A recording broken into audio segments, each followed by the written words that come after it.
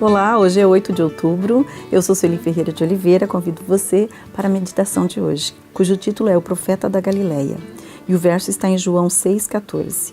Este é verdadeiramente o profeta que devia vir ao mundo.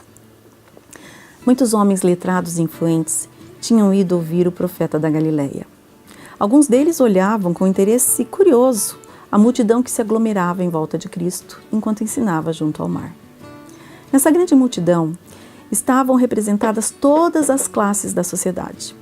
Lá estavam os pobres, os iletrados, os mendigos, os ladrões com o estigma da culpa na fisionomia, os coxos, os dissolutos, os negociantes e os desocupados, altos e baixos, ricos e pobres, todos se acotovelando por um lugar para ouvir as palavras de Cristo.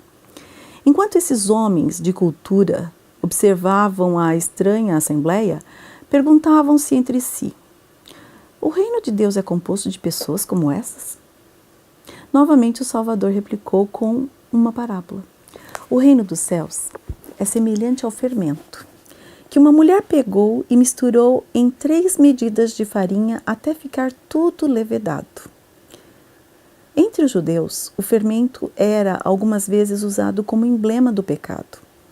No tempo da Páscoa, o povo era instruído a remover de suas casas todo o fermento, como deveriam banir o pecado do coração.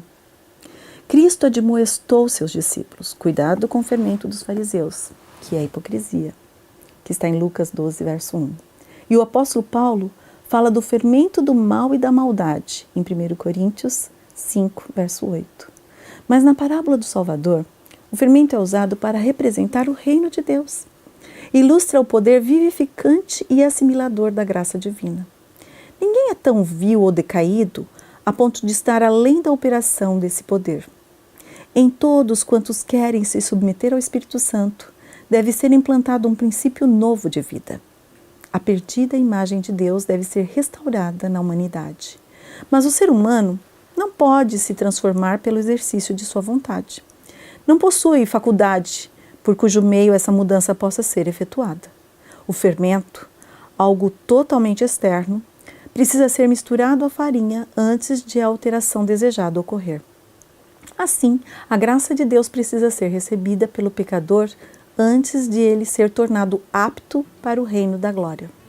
Toda a cultura e educação que o mundo pode oferecer fracassarão em fazer de um degradado filho do pecado um filho do céu. A energia renovadora precisa vir de Deus. A mudança só pode ser efetuada pelo Espírito Santo. Para refletir hoje, pense comigo.